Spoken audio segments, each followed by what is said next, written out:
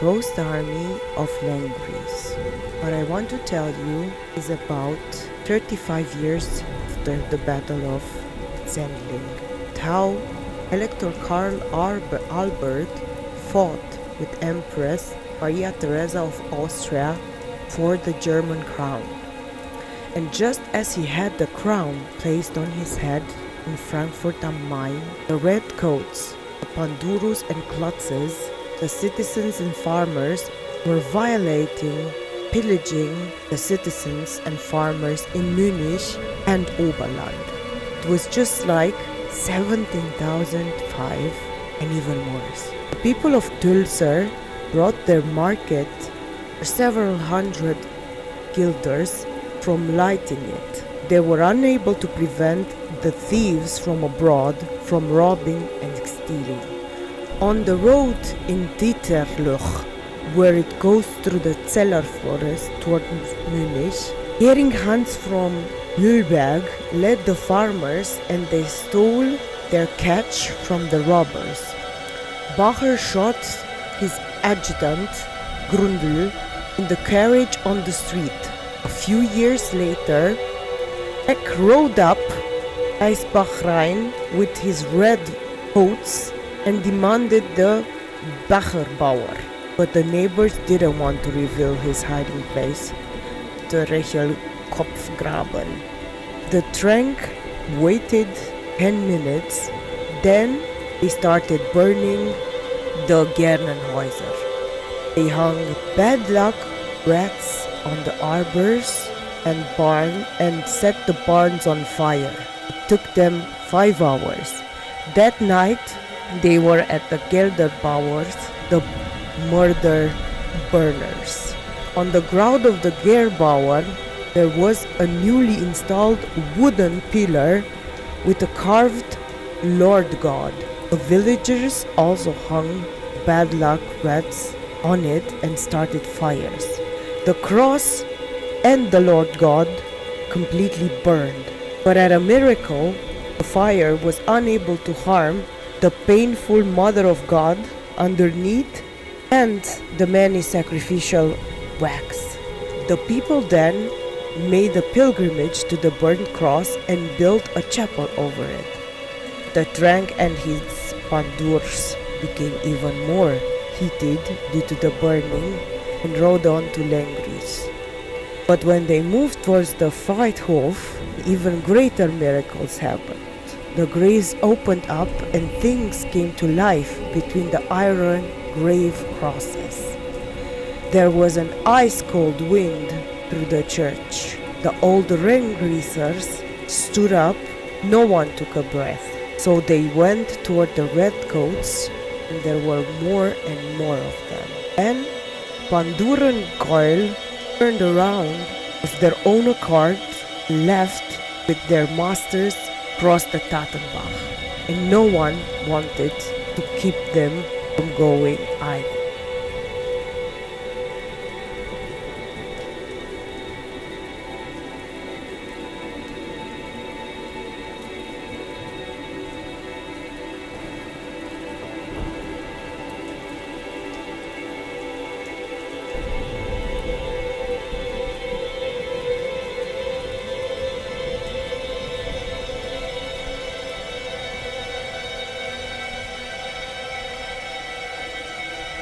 The 3 damsels of Hohenburg.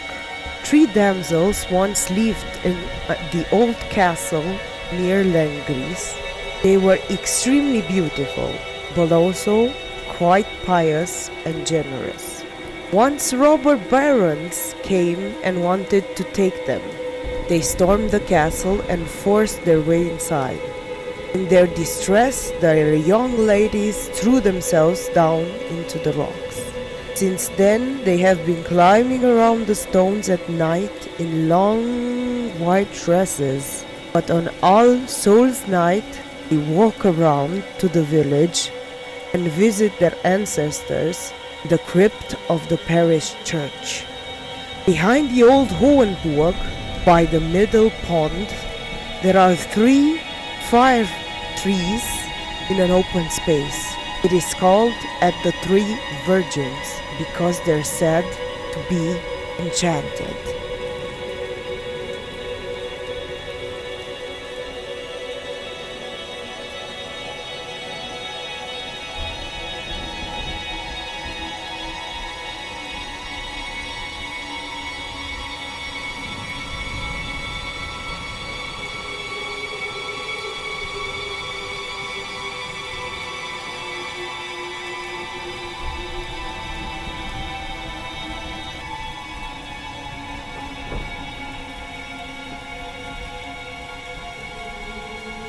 The Devil's Pit. The devil once stood near Holzkirchen, leaned on a shovel and pondered what he could do to people. He looked at the capital full of anger and hated it because the people of Munich lived there and they were Christians and they had a Christian life. So what he could not find is a place among them because of their many Christian devotions. Then he came up with the idea of cutting off their water as revenge and diverting the Isar to the lake Temzi. He quickly got to work and began digging at night as if he had grown 1,000 hands. While he was busy working, the sacristan from Püching came along, who had already gotten up at midnight so as to miss the prayer bells. When he heard the noise and saw all the digging and shoveling, digging and toweling, and how the earth was flying away at night and left, he asked, "What are you doing?" The evil one growled, "And if I want to divert the Isar here, what is that to you?" "One might think," replied the sacristan, "you would like to get it done today. It will take you several years. It's a bet for your soul," replied the god. "Before the early bell rings, I'll have it finished. Now finish digging." "It is valid," answered the church usher, "even if nothing comes out of it for me." However, he soon began to feel a sense of horror at the eerie unknown, so he set the church clock 2 hours ahead and rang the prayer bell at 3 a.m. Immediately all the roosters came to life and broke the magic of the night with their crowing.